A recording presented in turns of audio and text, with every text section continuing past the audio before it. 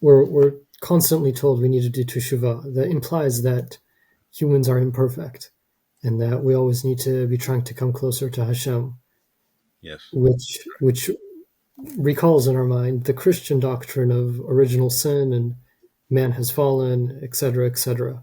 What is our relationship to that? What's your view? How should we relate to such ideas? It should not be confused with the doctrine of original sin, etc.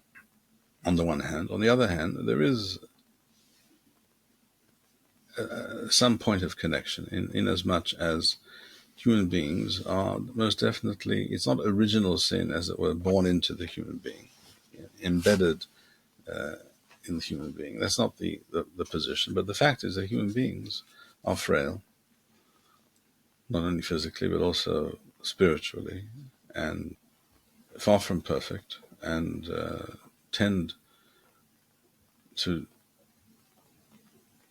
slip and slide by the way. And that is part of human nature. So it's not exactly original sin in the theological sense, but it's an observation and an appreciation of the reality of the human condition. That's all. The difference between these positions, in other words, between the Christian position and the Jewish position, has many ramifications with regards to, for example, various aspects of human affairs and human life. One example, of course, is the traditional, original position of all the Christian churches vis-a-vis sexual relations, marital relations, which is very extremely negative, and for that reason, a priest cannot marry, for example. In other words, these two things cannot go together in their view. A righteous human being cannot be a human being who engages in sexual activity. That cannot happen.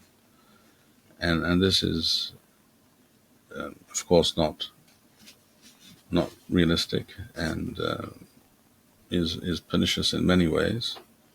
I mean, we all know exactly how pernicious and in which ways. And that is a warped understanding of reality. I'm not suggesting that there were not certain groups or sects within the Jewish people preceding Christianity, amongst whom such views did not become current, or at least began to make their appearance in some of the statements and understandings and teachings of these sects and these groups.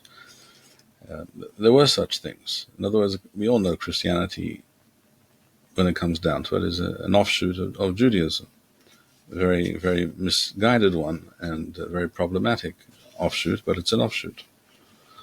And therefore you can usually trace many of the problematic aspects of it in Christianity can be traced back to certain deviant sectarian views within the Jewish world. And that's, in a nutshell, what I have to say on the matter. So this inclination to do bad things is not some sort of supernatural pagam. It's just an observation about human reality, and we shouldn't try to get rid of it. Just channel it in the right way and sort of live with the fact as it is. We cannot and we should not try to alter human beings. Human beings were created in a certain way, and we are as we are, and that is normal and correct and proper. And the very detrimental aspect of the Christian doctrine of original sin is that all of human existence, by definition, is flawed, deeply flawed, to the point that it's vile, and it's beyond redemption. And therefore, the only redemption is belief in Oto Ha'ish, Yeshua Nothri, Shem Rasham Yirkav, and all that is related to that kind of position. And that is a very negative and depressing and unpalatable view of human existence, which also leads to all kinds of aberrations, as we've mentioned, many that we haven't mentioned.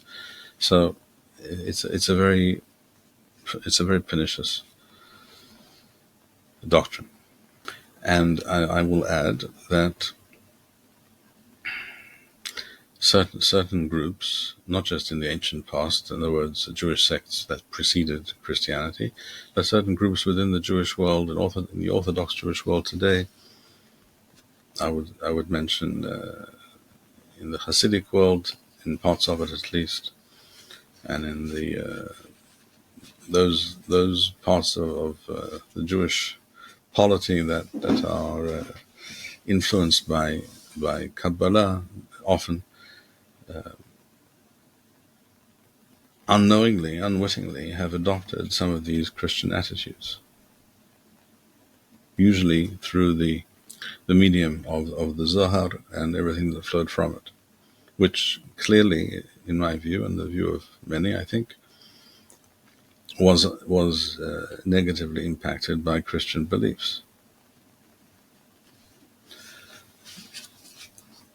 This, of course, not all will agree to what I just said, but that is how I view it. One can speak about the Zohar and Kabbalah as it developed in Spain initially, shall we say, and other places 750, 800 more years ago. One could speak about these things for days and weeks without end, but it's enough for now simply to state that in the Zohar you can see all kinds of influences and issues which are very problematic.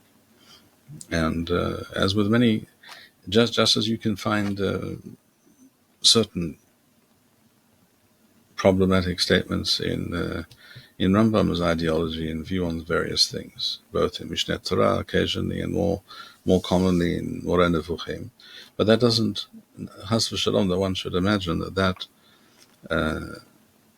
somehow negates the value of Rambam's writings. And the same is true of the Zohar. One can find many positive and profound statements and insights in the Zohar. But at the same time, one has to be aware one has to be able to think critically and know how to sift through the various statements and material that is before you, and know how to accept the correct, the good, and reject the not so good.